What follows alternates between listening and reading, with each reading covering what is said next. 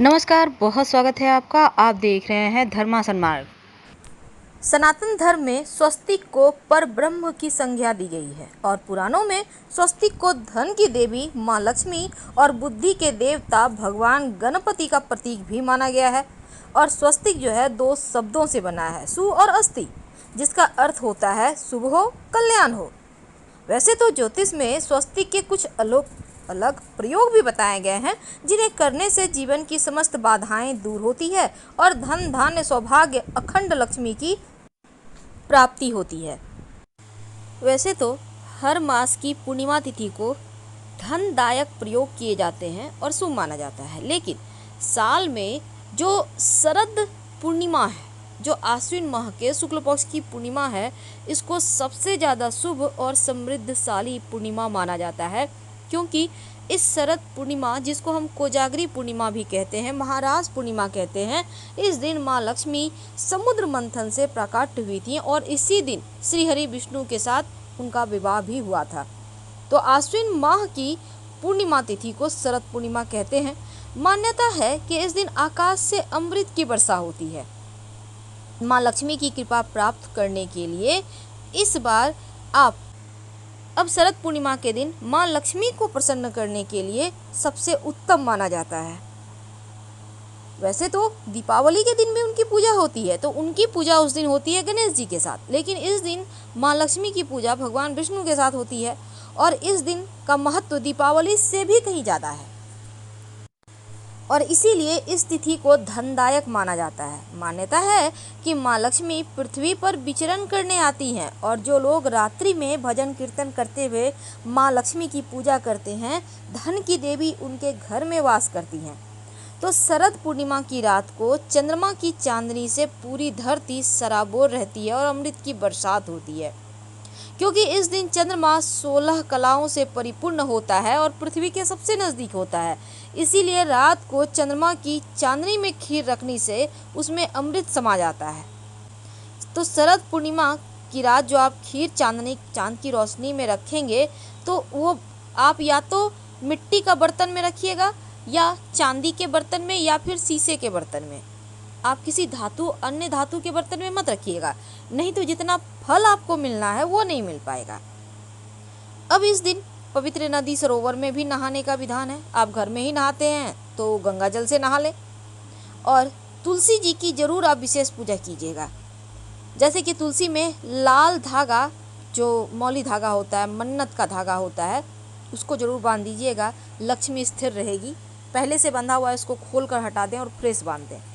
अपने घर के पूजा स्थान में जब आप पूजा कीजिएगा, साफ सुथरा करके सलीके से करिए। उसके बाद शरद पूर्णिमा की रात एक छोटा सा काम करें। एक पानी वाला नारियल ले लें, उसके ऊपर सिंदूर से स्वस्तिक बनाएं, एक लाल मौली धागा उसके ऊपर बांध दें या फिर लाल कपड़े में लपेट कर माँ लक्ष्मी को अर्पित करें।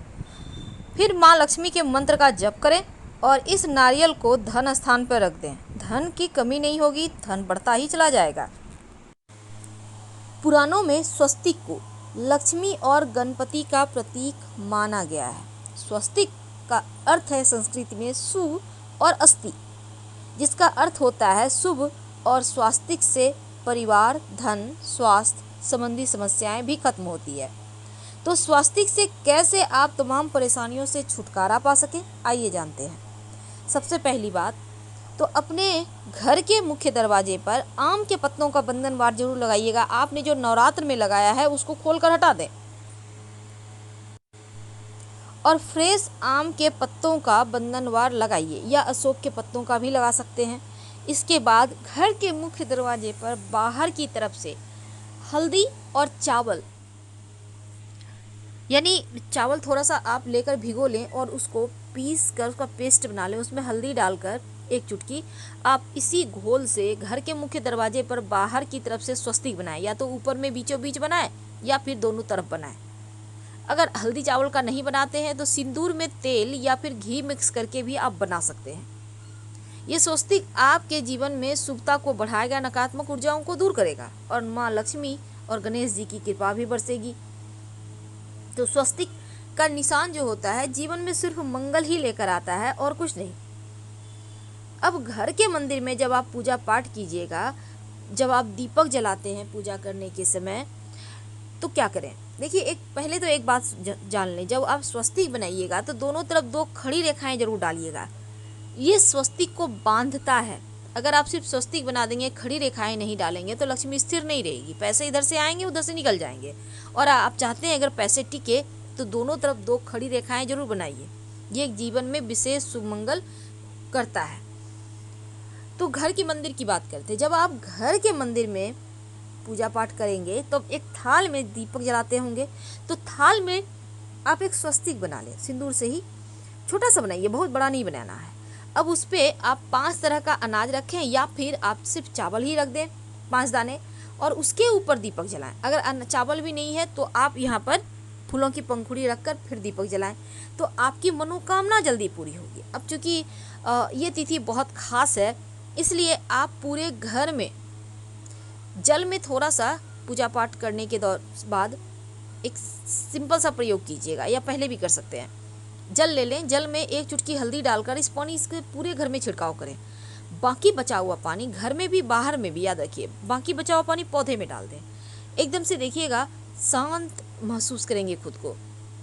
दूसरी बात, इस प्रयोग को करने के बाद आप एक पात्र में पानी ले लें, उसमें फूलों की पंखुड़ी डाल दें और इसको अपने घर के मुख्य दरवाजे के अंदर दाहिनी तरफ रखें। यानी घर से आप बाहर निकलेंगे तो आपके हाथ जो दाहिने तरफ होंगे ना, उसी साइड रखें।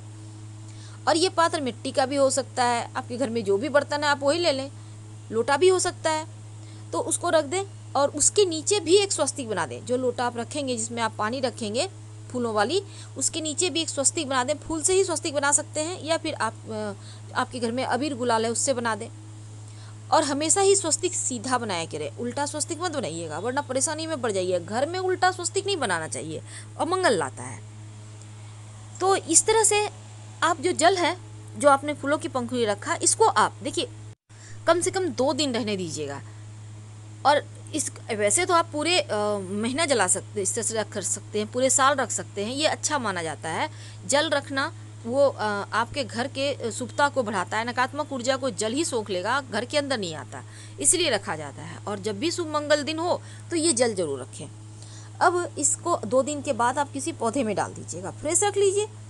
अब एक खास प्रयोग जो आपकी मन्नत को पूरा करेगा। अगर लंबे समय से कोई ऐसी मनोकामना है जो पूरी नहीं हो पा रही है, नौकरी नहीं लग रही, व्यापार नहीं चल रहा, विवाह नहीं हो, आपका घर नहीं बन पा रहा है, तमाम तरह की परेशानियां होती है, संतान का सुख नहीं है, तब घी में सिंदूर मिक्स कर लें थोड़ा सा, और लेकर पास के किसी भी मंदिर में चले जाएं।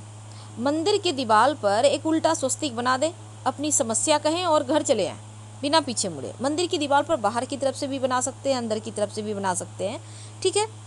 अब जब आपकी मनोकामना पूर्ण हो जाए तब आप फिर से मंदिर जाएं। अब मान लेते हैं आप उस जगह नहीं है, कहीं और रहते हैं, कोई बात नहीं, जहाँ रहते हैं वहीं के पास के किसी भी भगवान के मंदिर में एक सीधा स्वस्तिक बना दीजिएगा। या कोशिश कीजिएगा कि आपने जिस भी भगवान के मंदिर में बनाया, जैसे हनुमान जी के मंदिर में बनाया तो हनुमान जी के मंदिर में बनाएं, ये ज़्यादा अच्छा रहेगा। तो आप ज़रूर बना दें अगर आपकी मन्नत पूरी हो जाती है तो। कई बार क्या होता है, आपको सपने ही अच्छे नहीं आते, नींद नहीं आती, परेशानी ज़्यादा है, तब सोने के पहले अपनी तर्जनी उंगली, जिसको हम बृहस्पति की उंगली कहते हैं, इंडेक्स फिंगर कहते हैं, आप हवा में ही स्वस्तिक बनाएं और फिर आप सो जाएं। देखिएगा नींद अच्छी आएगी, बहुत अच्छी। और तर्जनी उंगली से जब आप स्वस्तिक बनाते हैं ना, तो बुरे सपने भी नहीं आते। और घर के बाहर अगर आप, चूँकि हमने कहा कि आपको स्वस्तिक बनाने के लिए से देवी देवता भी खुश रहते हैं, मनोकामनाएं पूर्ण होती है। और घर में जब आप माँ की मूर्ति को स्थापित करें या किसी भी भगवान को, तो स्वस्तिक बनाकर उस पर मूर्ति स्थापित करेंगे तो आपकी मन्नत जल्दी पूरी होती है। तो इस शरद पूर्णिमा के दिन 5 जगह पर अपने घर में आपको स्वस्तिक बनाना है। एक तो घर के मुख्य दरवाजे पर, दूसरा पूजा स्थान पर, तीसरा नारियल पर, और चौथा पास के किसी मंदिर में, और 5वां आप अगर व्यापारी हैं तो अपने व्यापार स्थल पर सूखी हुई हल्दी से स्वस्तिक बनाएं, तो आपको उत्तम फल मिलेंगे। फिलहाल विदा लेंगे। हर हर महादेव।